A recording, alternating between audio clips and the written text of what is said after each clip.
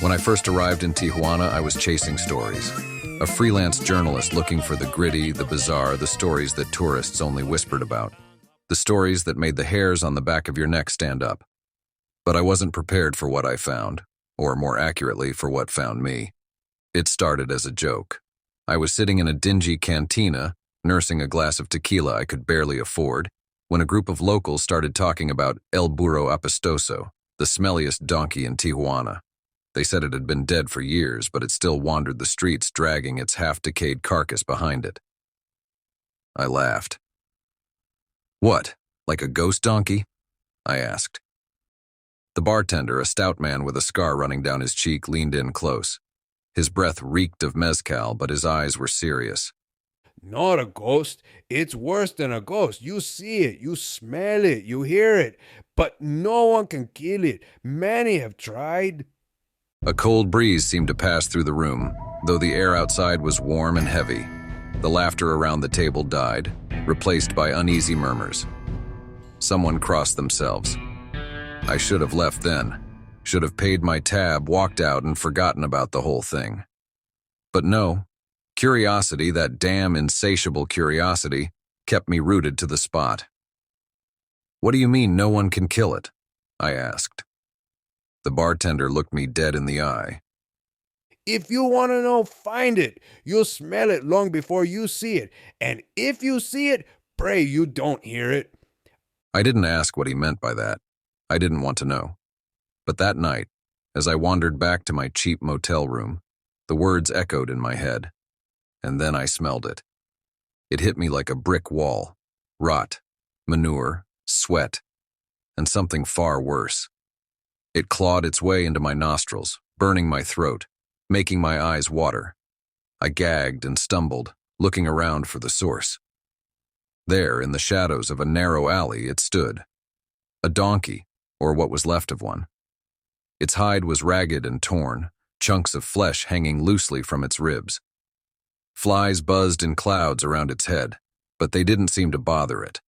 One of its eyes was missing, leaving a dark, oozing socket that seemed to stare straight through me. And the stench. My God, the stench. It wasn't just physical. It felt like it was reaching into my soul, dragging out every bad memory, every regret, every fear. I froze.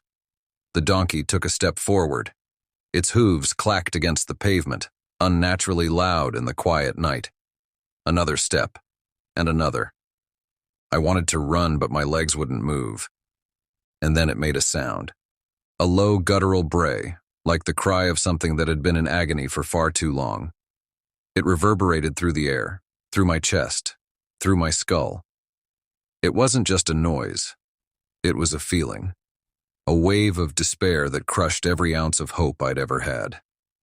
I don't remember running. I don't remember screaming. All I know is that I woke up in my motel room drenched in sweat, the stench still lingering in my nose. I told myself it was a nightmare. I told myself I'd had too much to drink. But when I stepped outside, the street was empty except for a trail of dark, wet hoof prints leading away from the motel. I tried to leave Tijuana the next day, packed my bags, paid my bill, and headed for the bus station. But every street I turned down, every corner I rounded, there it was, waiting, watching, stinking. No one else seemed to notice it. People walked past it like it wasn't there. But it was there, always there. The bartender's words came back to me. You see it, you smell it, you hear it, but no one can kill it. I don't know how long I've been here now. Days? Weeks? I've lost track. The donkey is always with me, lurking just out of sight. Its stench suffocating, its bray haunting my dreams. I tried to leave once more, but the bus driver just laughed. You're marked. El Burro Apestoso has chosen you. I don't know what that means. I don't know what it wants. All I know is that I can't leave, and neither can it. So if you ever find yourself in Tijuana and you hear stories about the smelliest ass in town, do yourself a favor. Don't look for it. Don't ask about it. Don't even think about it. Because once it finds you, it never lets go.